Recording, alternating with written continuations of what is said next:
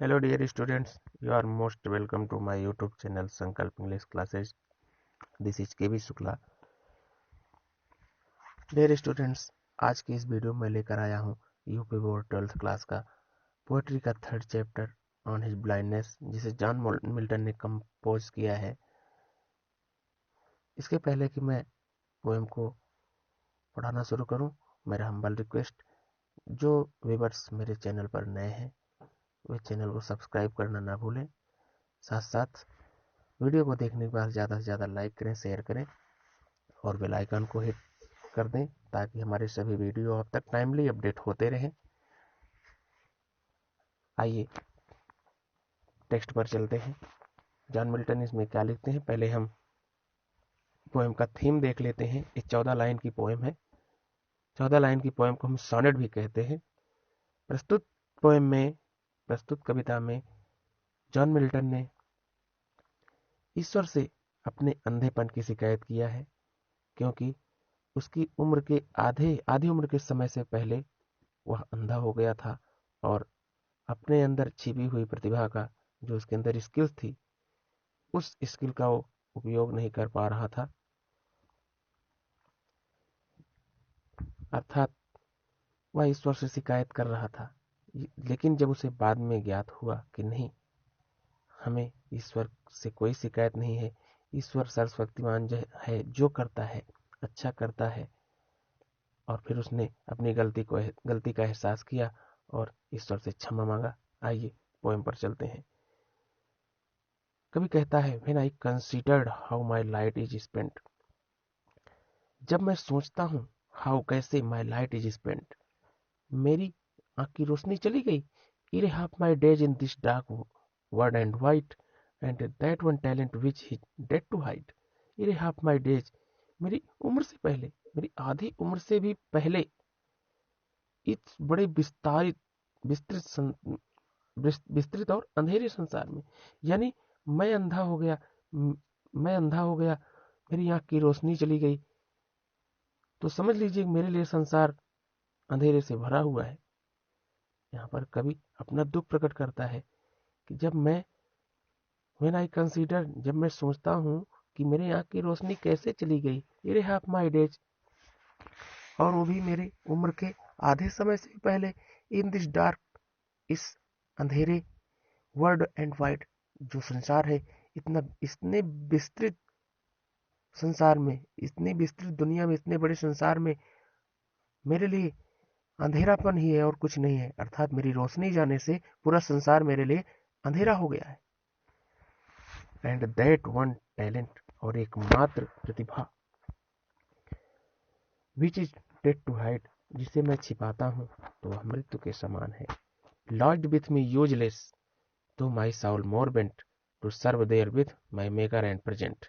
कभी कहता है, एकमात्र टैलेंट, एकमात्र प्रतिभा, which is death to hide, जिसे यदि मैं छिपा लेता हूं तो हम किसी मृत्यु से कम नहीं है।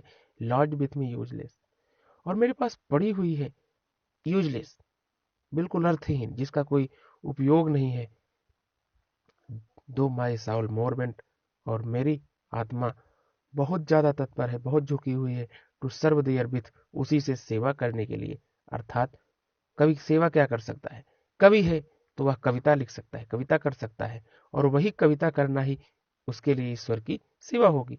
तो वह शिकायत करता है कि आखिर मैं उस ईश्वर की सेवा अपनी कविता को लिख करके कैसे करूं। वो एकमात्र प्रतिभा जो मेरे अंदर है, वो तो अर्थहीन पड़ी है। To serve therewith my maker and present, और उसी से मैं अपने माई मेकर, मुझे बनाने वाले यानी सर्वशक्तिमान की सेवा करना चाहता हूँ। And present my true account, और मैं अपना सच्चा लेखा जोखा उसके सामने प्रस्तुत करना चाहता हूँ। लेस्ट ही रिटर्निंग चाइल्ड, कहीं ऐसा ना हो कि वापस जाने पर हमें डांट पड़े और ईश्वर हमसे पूछे, ईश्वर प्रश्न करें कि मैंने आपको जो प्रतिभा दिया था, जो टैलेंट दिया था, उसका क्या हुआ, उसका उपयोग आपने क्यों नहीं किया। डथ गॉड एग्जैक्ट डिलीवर, ईश्वर करता है एग्जैक्ट डिलीवर, दिन भर परिश्रम करने का। ईश्वर मुझसे दिन भर परिश्रम करने का करने की आशा करता है, लाइट इन इट, लेकिन करूं तो कैसे, रोशनी तो मना कर देती है, यानी आंख देख नहीं सकती तो मैं कविता कैसे करूं। आई फॉन्डली आस्क, यहाँ पर कवि जो है फॉन्डली आस्क मूर्खतापूर्ण तरीके से पूछता है, बट पेशेंस टू प्रिवेंट, लेकिन यहाँ पर उसका धैर्य रोकता है, टू प्रिवेंट रोकने के लिए, उसकी बड़बड़ाहट को रोकता है। यहाँ पर पेशेंस को पर्सोनिफाई किया गया है।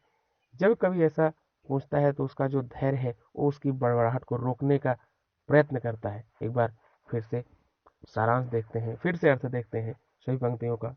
कवि कहता है, when I considered how my light is spent, जब मैं सोचता हूँ कि मेरी आँख की रोशनी कैसे चली गई, ere half my days in this dark world and wide, मेरी आधी उम्र से पहले इस विस्तृत और अंधेरी दुनिया में मेरी आँख कैसे चली गई, यानी मेरे लिए तो यह दुनिया अंधेरे से भर गई, वो भी कब, मेरी उम्र आधी उम्र से पहले ही।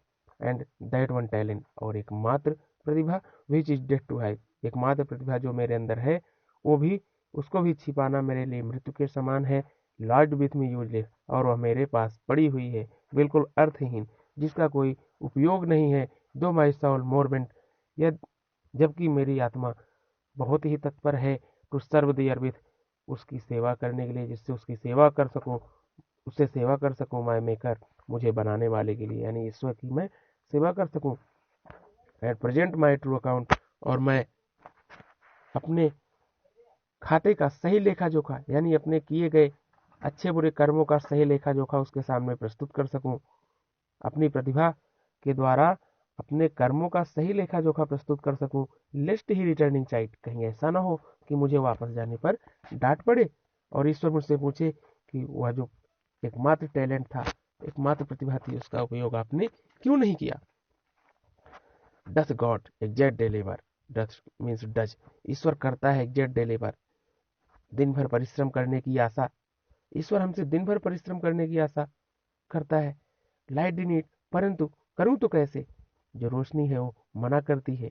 आई फॉन्डली आस्क, कभी यहाँ पर कहता है, मैं मूर्खतापूर्ण तरीके से पूछ रहा था, बट पेशेंस टू प्रिवेंट, लेकिन जो धैर्य था, यहाँ पर पेशेंस को पर्सोनिफाई करते हुए कहा गया है, बट पेशेंस, लेकिन उसका धैर्य, टू प्रिवेंट, रोकना चाहता था या रोक रहा था।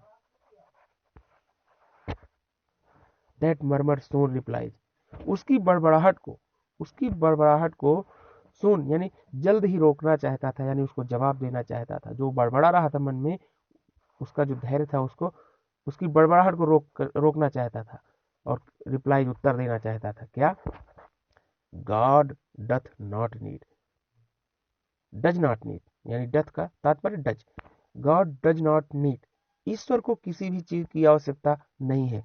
आइदर मैन्स वर्क, ना तो किसी व्यक्ति के द्वारा किए गए कार्य की, और हिज ओन गिफ्ट्स, न ही उसके द्वारा दिए गए उपहारों के बदले किसी चीज की आवश्यकता है।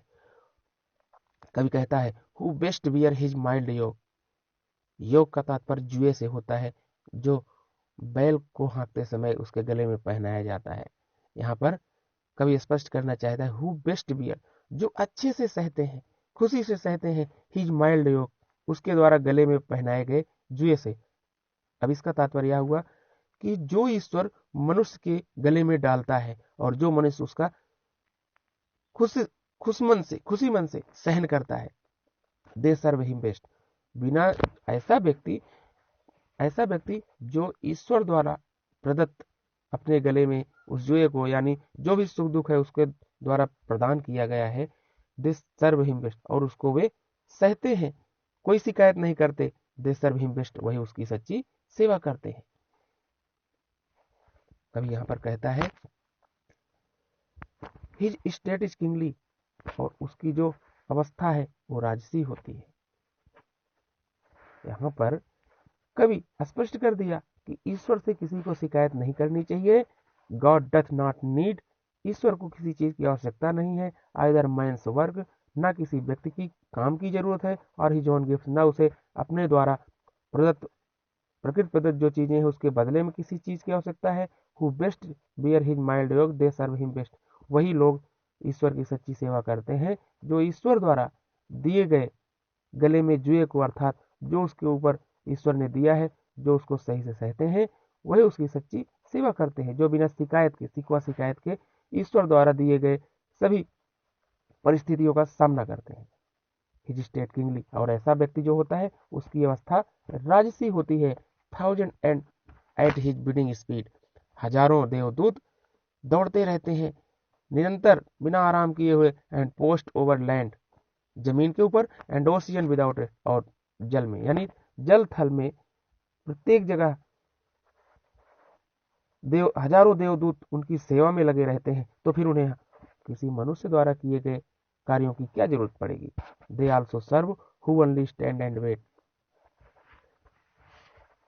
वे व्यक्ति जो ईश्वर की सच्ची सेवा करना चाहते हैं उन्हें ईश्वर में भरोसा रखना चाहिए। अर्थात दे आल्सो सर्व, सेवा कर सकते हैं, वही लोग सेवा कर सकते हैं who only stand and wait, जो खड़े हो सकते हैं, ईश्वर में भरोसा कर सकते हैं और अपनी बारी का इंतजार कर सकते हैं, यानी प्रतीक्षा कर सकते हैं। स्टूडेंट्स, ये चैप्टर यहाँ पर समाप्त होता है। हम फिर मिलेंगे आपको एक नए वीडियो के साथ। तब तक के लिए see you, thank you, bye bye, जय हिंद।